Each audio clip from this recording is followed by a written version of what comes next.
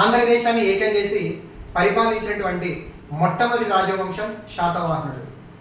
అయితే శాతవాహనులు మౌర్యుల దగ్గర సామంతులుగా ఉంటూనే తర్వాత కాలంలో స్వతంత్రత పడించుకొని పరిపాలించినటువంటి తొలి రాజవంశంగా మనం చెప్తాం.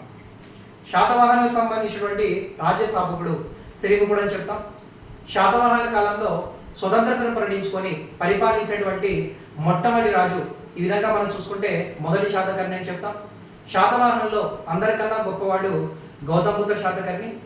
శాతవాహనంలో అందరికన్నా చివరివాడు ఎవరనేసి అంటే మూడో పులోమావి అని చెప్పి మనం చెప్తాం.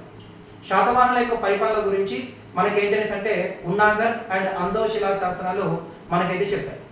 మరి శాతవాహనుల యొక్క పట్టణ పరిపాలన గురించి భట్టిప్రోలు నిగమ సమ శాసనం మనకు తెలియజేస్తుంది. మరి వీడియో చూస్తున్నటువంటి అభ్యర్థులు శాతవాహనులకు సంబంధించిన గ్రామీణ పరిపాలన గురించి ఏ శాసనం చెప్తుందో కామెంట్ సెక్షన్లో కామెంట్ చేయండి.